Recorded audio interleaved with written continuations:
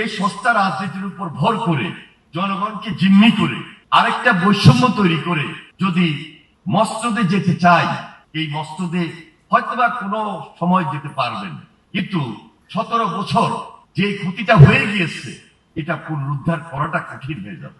আজকে এই কথাগুলো এদেশের মানুষের মনের মধ্যে গেঁথে গিয়েছে এই কারণে একটা সরকার মাত্র শপথ নিচ্ছে, জুলাই সনদ নিয়ে ওনারা যে বক্তব্যটি দিচ্ছেন, আমাদের দেশে আমরা অনেক সময় অনেক সস্তা রাজনীতি করেছি।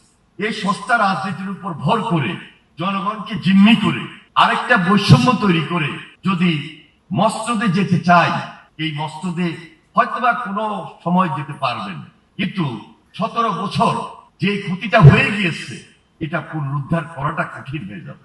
এই জন্য আজকে যারা বিরোধী দলে আছেন আমরা বারবার তাদেরকে বলছি, এখনো সময় আছে, শুভ বুদ্ধির উদয় হওয়া প্রয়োজন। এই কারণে যে কথাগুলো বারবার আপনারা তুলে ধরার চেষ্টা করছেন পার্লামেন্টে, সেই কথাগুলো কিন্তু পার্লামেন্টে আলোচনা হচ্ছে, নিষ্পত্তি হচ্ছে, কিন্তু পার্লামেন্টের কথা আর পার্লামেন্টের বাহিরের কথার মধ্যে, পার্লামেন্টের প্রোগ্রাম আর বাইরের প্রোগ্রামের মধ্যে অনেক তফাৎ আমরা লক্ষ্য করছি আপনাদের মধ্যে। এবং এমন এমন অশ্লীল, অশালীন, শিষ্টাচার বহির্ভূত, যেটা রাজনৈতিক ভাষায় প্রকাশ করা হয় না, যায় না, সেটিও আপনাদের কেউ কেউ আপনারা মাননীয় প্রধানমন্ত্রীকে টার্গেট করে, প্রধানমন্ত্রীর পরিবারকে টার্গেট করে এবং বিএনপিকে কোণঠাসা করার জন্য এই বক্তব্যগুলো দিয়ে যাচ্ছে। সুযোগটা কে নিচ্ছে? আজকে যে ফ্যাসিস্ট বিতাড়িত হয়েছে, যে ফ্যাসিস্ট পালিয়ে গিয়েছে, তিনি আগ্রহ প্রকাশ করছেন যে আমি বাংলাদেশে আসবো। ওনার খুব ইচ্ছা বাংলাদেশে আসা।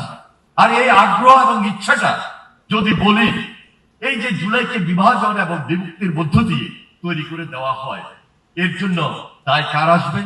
বিরোধী দলের কি কোনো দায় থাকবে না? কোনো দায় হবে না? এখনো আমি মনে করি সময় আছে যথেষ্ট।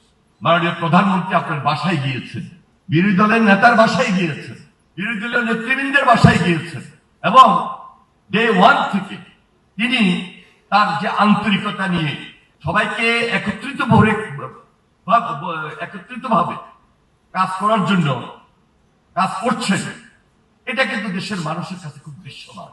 আর 1 মাস, 2 মাস, 3 মাস, 4 মাস, 5 মাসের মাথায় নির্বাচিত হওয়ার সঙ্গে সঙ্গে সব কাজগুলো আমরা করে ফেলতে পারবো এবং একটা ধ্বংসস্তূপের মধ্যে থেকে এই কাজগুলোকে আমরা পরিচালনা করতে পারবো, এটা কোন সরকারের পক্ষেই সম্ভব নয়।